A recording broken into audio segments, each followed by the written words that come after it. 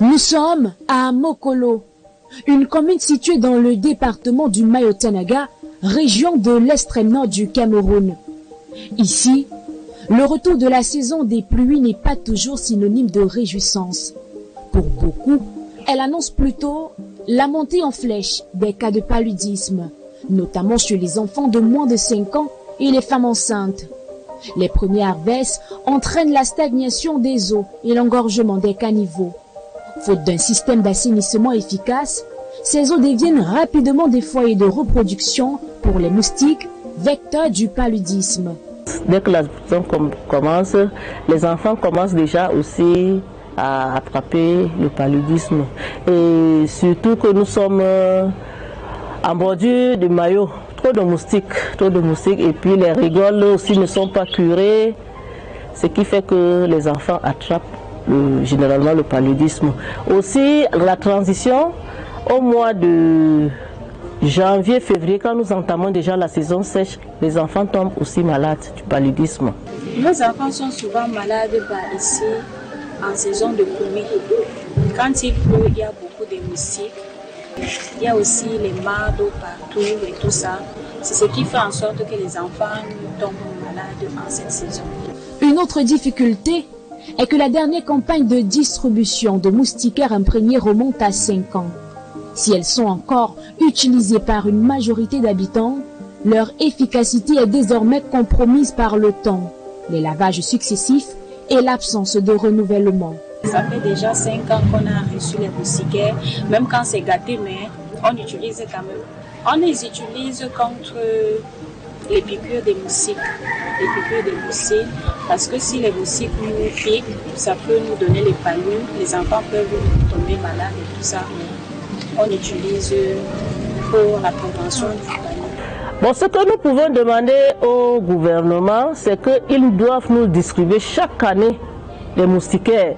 Parce que ça fait déjà un peu longtemps qu'ici, là, nous n'avons pas reçu des moustiquaires.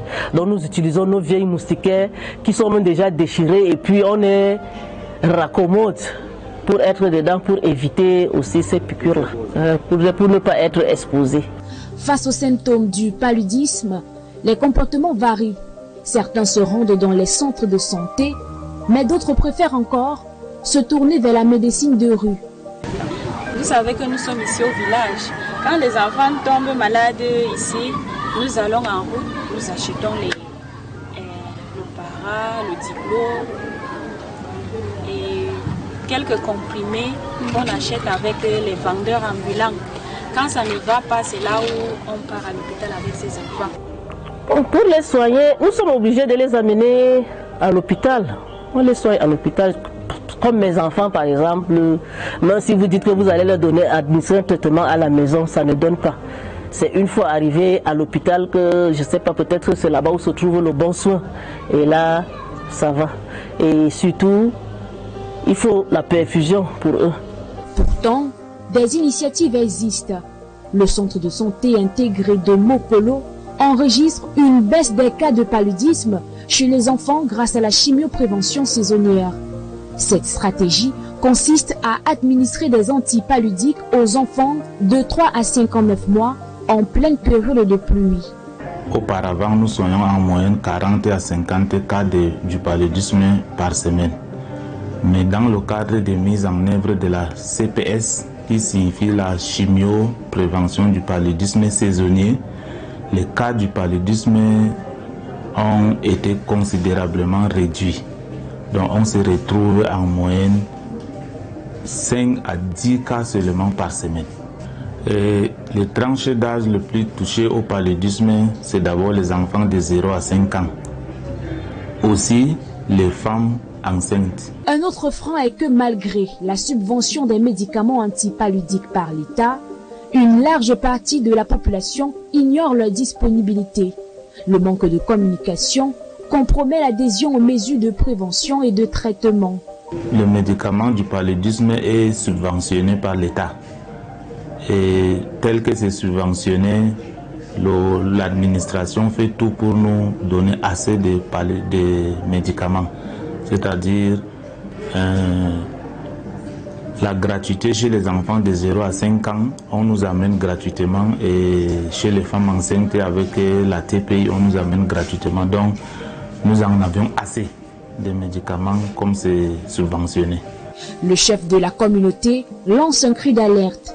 Il appelle les autorités à renforcer les actions en faveur d'une distribution régulière de moustiquaires imprégnés et à intensifier les efforts pour améliorer les plans d'assainissement dans la localité. Concernant le paludisme,